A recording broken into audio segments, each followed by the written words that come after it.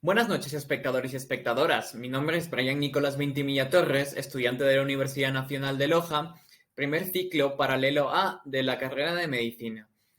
El día de hoy les voy a exponer el sistema muscular.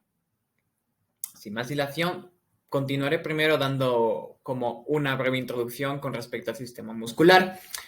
Bueno, con excepción de algún tejido muscular liso, el sistema muscular se desarrolla a partir de la capa germinal mesodérmica y consta del músculo esquelético lísico y cardíaco. El músculo esquelético deriva del mesodermo paraxial, que forma somitas entre las regiones occipital y sacra, así como también forma somitómeros en la cabeza. El músculo liso se diferencia a partir del mesodermo eplácnico, que rodea el intestino junto con sus derivados y a partir del ectodermo, que el cual se hace referencia a los músculos de las pupilas, de las glándulas mamarias y de las glándulas sudoríparas. El músculo cardíaco se origina en el mesodermo esplácnico que rodea al tubo cardíaco. Muy bien. Ahora continuaré con la musculatura estriada, que es un derivado del sistema muscular, es decir, es una parte que conforma el sistema muscular. La musculatura de la cabeza, que lo veremos más adelante, se desarrolla a partir de 7 somitómeros, que son verticilos en partes segmentados de células mesenquimatosas provenientes del mesodermo paraxial. La musculatura del esqueleto axial, de la pared corporal y de las extremidades se desarrolla a partir de los somitas, que al inicio se forman como somitómeros y se extienden desde la región occipital hasta la yema caudal. Inmediatamente después de la segmentación, estos somitómeros pasan por un proceso de epitelización y producen una pelota de células epiteliales con una cavidad pequeña en el centro. Bien, la región ventral de los somitas vuelve a ser mesenquimatosa, dando origen al esclerotoma, el cual ya mencionamos con anterioridad en el anterior video con respecto al esqueleto axial. Células que producirán los huesos de las vértebras y de las costillas. Las células en la región superior del somita constituyen el dermatoma y dos áreas formadoras de huesos en los labios, ventrolateral y dorsomedial. Las células procedentes de estas dos áreas migran y proliferan para producir miocitos progenitores en la parte ventral del dermatoma, dando así origen al dermomiotoma.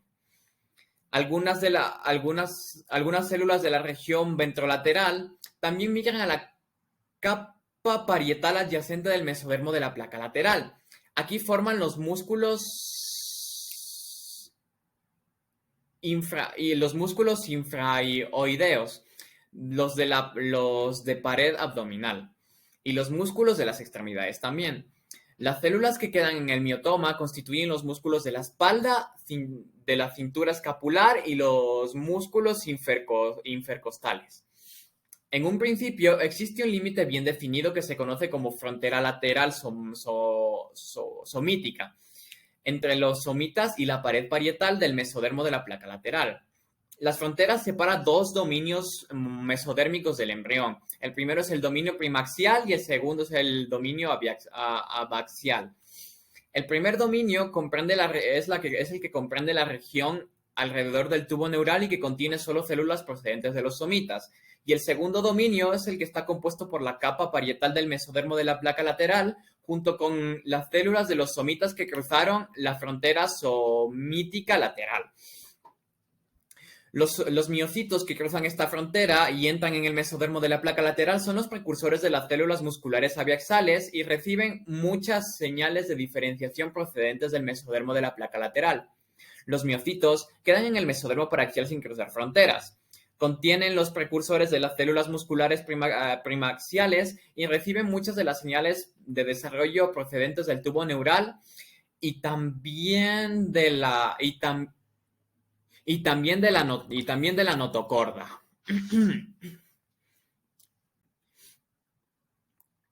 Muy bien.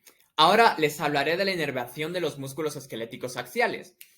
La nueva descripción del desarrollo de los músculos caracterizada por los dominios premaxial y abaxial se distingue del antiguo concepto de epímeros, que son los músculos de la espalda, y de los hipómeros, que son los músculos de las extremidades y de la pared corporal. Este concepto se basa en una definición de inervación. Los músculos epimétricos eran inervados por las ramas primarias dorsales.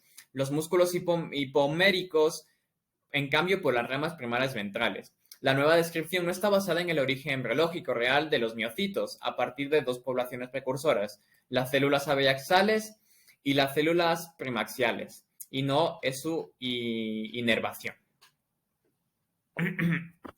Y no, sí, exacto, y no es su inervación.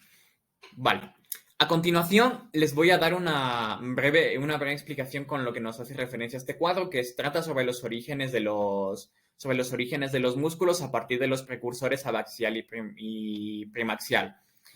Como se nos divide, como pueden observar en este cuadro, se nos dividen en dos regiones y dos extremidades. Las dos regiones son la cervical y la región toracoabdominal. Y en cambio, las extremidades se dividen tanto en extremidad superior como extremidad inferior. En la región cervical, en los primaxiales, se encuentran los escalenos genioideos y también los prevertebrales. En cambio, en los abaxiales se encuentran los infraioideos. En la región troncoabdominal se encuentran los intercostales. En los primaxiales y en los abaxiales se encuentran tanto el pectoral mayor y menor, el oblicuo externo, el oblicuo interno, el transverso del abdomen, los externales, el recto del abdomen, el diafragma pélvico y el diafragma pélvico. En la extremidad superior podemos encontrar en la parte de los primaxiales los romboides, el elevador de la escápula y el dorsal ancho, y en los abaxiales los músculos distales de las extremidades. En cambio, en las extremidades inferiores no se pueden encontrar primaxiales, y en los abaxiales sí se puede encontrar todos los músculos de la extremidad inferior. Vale. No se ha determinado el origen exacto de los músculos de la región pélvica y de la extremidad inferior como dato sumamente importante que quería mencionarles, pero la mayoría de ellos provienen de la región, de la región abaxial. Vale, ahora tenemos distintos tipos ¿cómo les explico? Como para darme a entender. Vale, tenemos distintos tipos de partes del músculo que conforman obviamente a todo el sistema muscular, el cual les voy a seguir explicando uno por uno. Primero tenemos al músculo esquelético y tendones. Durante la diferenciación, las células precursoras, los mioblastos, se fusionan y forman fibras musculares largas y multinucleadas. Pronto aparecerán miofibrilas en el citoplasma al final del tercer mes, que se podrán apreciar donde se podrán apreciar extracciones cruzadas típicas del músculo esquelético. Un proceso similar ocurre en los 7 somitómeros de la región craneal del lado rostral de los somitas occipitales. Pero antes de diferenciarse, los somitómeros nunca se dividen en regiones identificables, sino de los segmentos del esclerotoma y del dermotoma. Los tendones, mediante los que los músculos se unen a los huesos, derivan a las células del esclerotoma adyacentes a los miotomas en margen anterior y posterior de los somitas. Vale, ahora les hablaré de la regulación muscular de la región muscular del desarrollo de los músculos. Hace poco se identificaron genes que regulan este tipo de músculos, conocido como el gen morfogenético OCO4, mejor conocido como BMP4, y probablemente los factores de crecimiento de los fibroblastos procedentes del mesodermo de la placa lateral emiten señales a las células de los labios ventrolaterales. En el dermomiotoma, para que expresen el gen específico del músculo, MYOD. La proteína BMP4 secretada por las células del ectodermo incluye la producción de las proteínas WNT por parte del tubo neural dorsal, al mismo tiempo que las bajas concentraciones de las proteínas Sonic Hedgehog, SHH resumidamente, segregadas por la notocorda y la placa basal del tubo neural. Llegan las células de los labios dorsomediales del dermomiotoma. Estas proteínas se unen para la expresión de MYF5 y también de MYOD en dichas células. Y bueno, ahora les hablaré del patrón muscular. Los patrones de la formación de los músculos están bajo el control del tejido conectivo, en el cual migran los mioblastos. En la región craneal, estos tejidos se originan en las células de la cresta neural. En las regiones cervical y occipital se diferencian del mesodermo somítico. En la pared corporal y en las extremidades se originan la capa parietal del mesodermo de la placa lateral. Vale, ahora les hablaré de la musculatura de la cabeza. Los músculos voluntarios de la región craneal derivan del mesodermo paraxial, incluida la musculatura de la lengua, de la lengua y de los ojos. Tienen el mismo origen de la musculatura asociada con los arcos faringios. Los patrones de formación de los músculos de la cabeza están conformados por elementos de tejido conectivo provenientes de las células de la cresta neural. Vale, ahora les hablaré de la musculatura de las extremidades.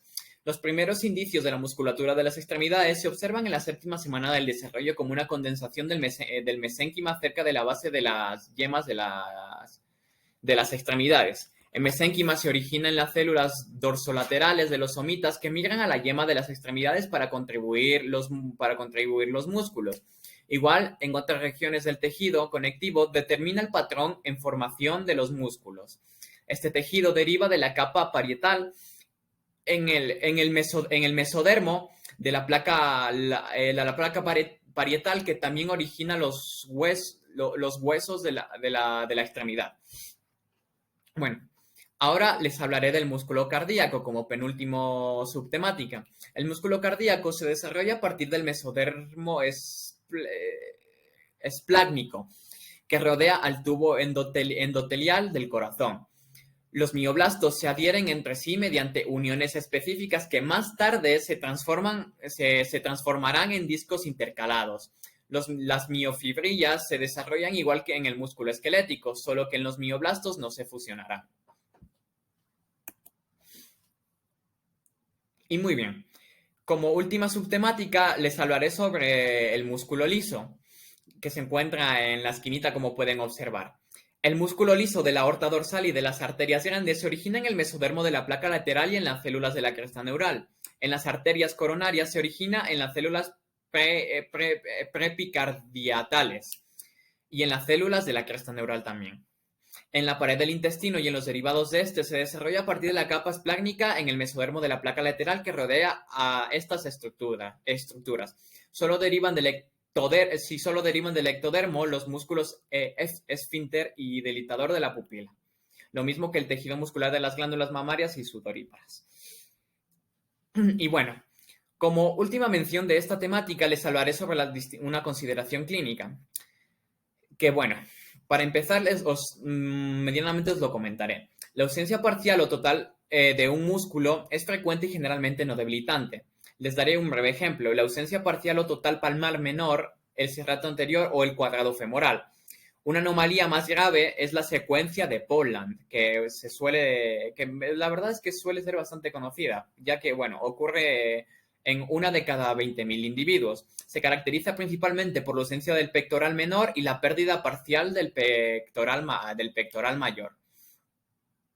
También tenemos a otro bastante conocido como síndrome de abdomen en ciruela pasa, a la ausencia parcial o total de la musculatura abdominal. Casi siempre la pared abdominal es tan delgada que los órganos son literalmente visibles y palpables con facilidad. Es como literalmente si tú estuvieras estudiando anatomía y literalmente se pudiera observar. La verdad es que es fascinante con respecto a la investigación que yo hice y me di cuenta. Pero bueno. En cambio, otro tipo de anomalía es la distrofia muscular, que se designa un grupo de enfermedades musculares hereditarias que causan agotamiento y debilidad. Existen muchos tipos de esta enfermedad, de los cuales los más comunes son la distrofia muscular de Duchenne, que ocurre una en cada 4.000 varones, que aquí el problema es hereditario del cromosoma X, de manera que afecta obviamente más a los varones que a las mujeres. Y también, como último, se conoce a la distrofia muscular de Becker, que se deben a las mutaciones en el gen de la distrofia en el cromosoma X. Sin embargo, en esta distrofia muscular sin embargo, en la distrofia muscular de Duchenne no se producen en absoluto distrofias funcionales y la enfermedad es mucho más severa que cuando inicia temprano. Es decir, va en referente a menores de 5 años.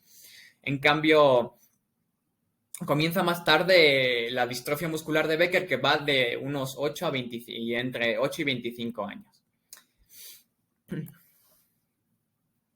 Y muy bien, les agradezco por su atención. Espero que les haya gustado el vídeo y si es así, denle like y bueno, muchas gracias por su atención y hasta la próxima.